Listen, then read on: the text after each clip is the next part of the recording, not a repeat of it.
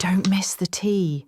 Subscribe now. Dude, you need to pour me a drink. No, a double, leave the bottle. You are not going to believe the absolute train wreck of a day I just had. I feel sick. I physically feel sick to my stomach.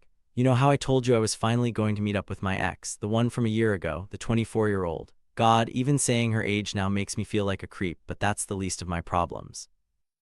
So rewind a second because I need to set the stage so you understand just how monumentally I messed this up.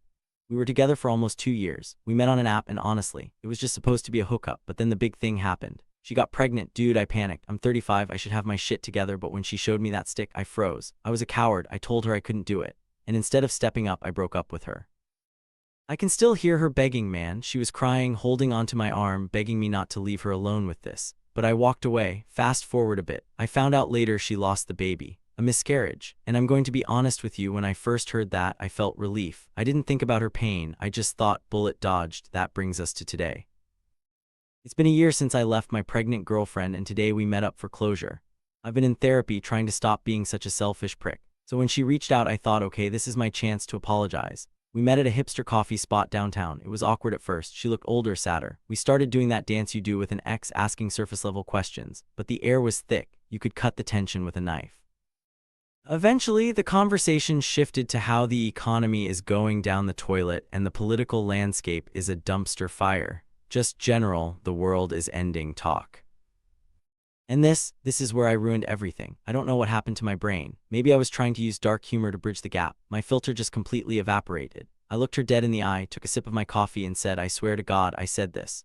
Well, honestly, with the way the country is going AWOL and how deranged we both are, it's probably a good thing our baby wasn't born. She would have had 2 psycho parents and no future.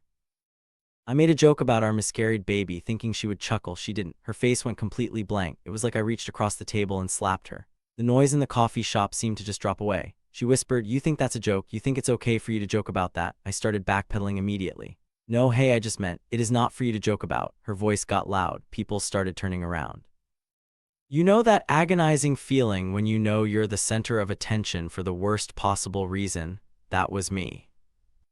She stood up, shaking violently, and then she dropped the bomb. She started yelling right there in front of everyone. She screamed, do you know why I lost it? Do you? I just sat there frozen. I got drunk, she yelled, tears streaming down her face. After you left me, I was alone and I was terrified and I made poor decisions. I drank myself into a stupor because you abandoned me, and that's why I miscarried. I did that, me.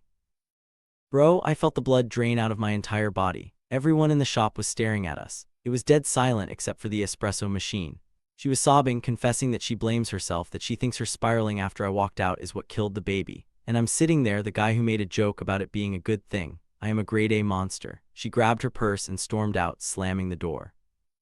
I sat there for 10 minutes, feeling the judgment of every person in that room. They heard that I left her pregnant, and they heard I joked about the baby dying. I eventually threw cash on the table and ran to my car. I texted her. I didn't ask for forgiveness because I don't deserve it. I just told her I'm paying for her therapy, whatever she needs. She wanted closure, she wanted to heal, and instead I re-traumatized her. I met up to make peace, and I ended up proving exactly why she's better off without me. I am the literal worst. Pour me another one, seriously. I don't think I'm sleeping tonight.